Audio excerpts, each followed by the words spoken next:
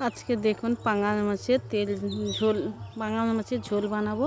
তো বন্ধুরা ভিডিওটা না টেনে প্রথম থেকে শেষ পর্যন্ত পাঙাশ মাছের ঝোল বানাবো। দেখুন আমি এই যে কড়ার মধ্যে তেল দিয়ে দিয়েছি, মাছগুলোকে লবণ হলদি মাখিয়ে ভালো করে এটাকে ভেজে নেব।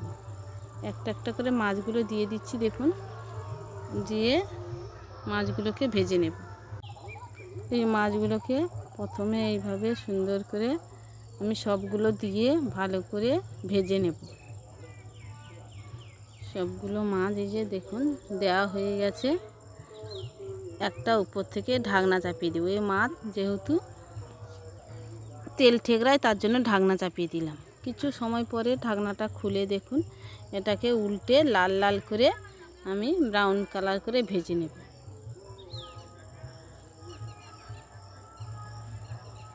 এই যে দেখুন এখানে নিয়েছি আদা রসুন আর পেঁয়াজ কুচি। এইগুলোকে সবগুলো একসঙ্গে অল্প একটু জল দিয়ে মিক্সিতে ভালো করে পেস্ট তৈরি করে নেব। এই যে দেখুন মাছগুলো আমার লাল লাল করে ভাজা হয়ে গেছে। এবার এগুলোকে আমি তুলে নিচ্ছি।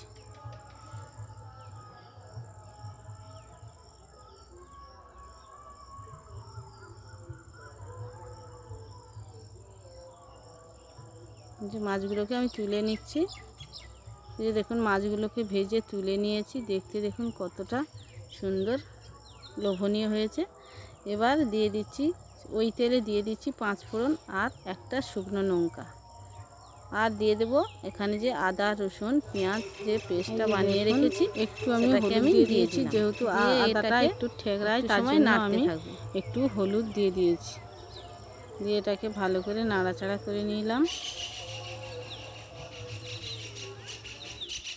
যে দেখুন ভালো করে এটাকে কষিয়ে নিতে হবে। আরও একটু আমি হলুদ দিয়ে দিচ্ছি। এই যে দেখুন পরিমাণ মতন হলুদ দিয়ে দিলাম।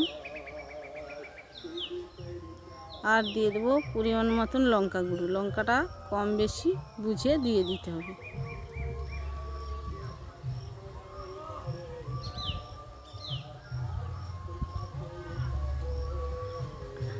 আরও আমি দেখুন মাছের যে ভাজা তেলটা রয়েছে সেটা আরও কিছুটা আমি দিয়ে দিলাম। যে দিয়ে দিয়েছি, দিয়ে এটাকে ভালো করে কষিয়ে নেব।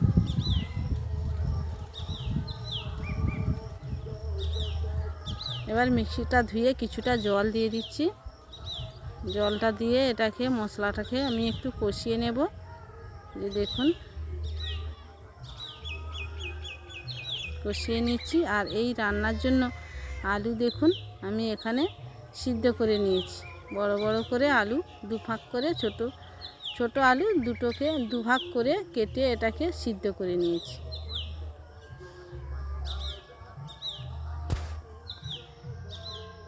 আর এদিকে দেখুন মশলাটা কষিয়ে নিচ্ছি।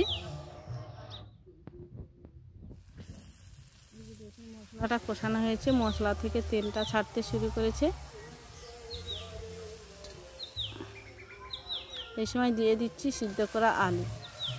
আলুটা দিয়ে ভালো করে এটাকে আরও কিছুটা সময় কষিয়ে নেব।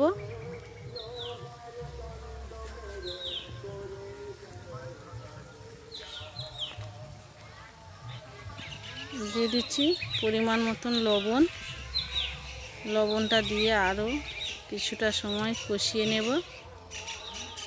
দেখুন কষানো হয়ে গেছে।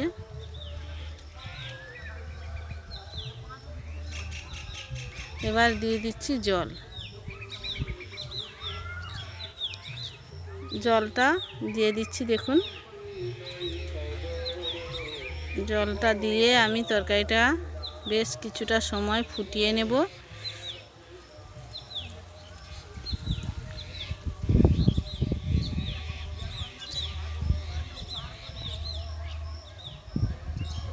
তরকারিটা বেশ কিছুটা সময় ফুটিয়ে নিয়েছি।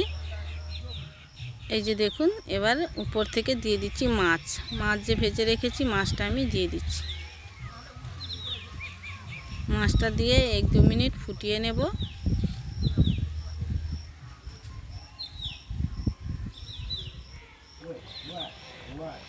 এই যে দেখুন এই যে দেখুন তরকারিটা হয়ে গেছে, এটাকে আমি নামিয়ে নিচ্ছি একটা গামলার মধ্যে। এই যে দেখুন নামিয়ে নিয়েছি, আর দেখতে দেখুন কতটা সুন্দর হয়েছে।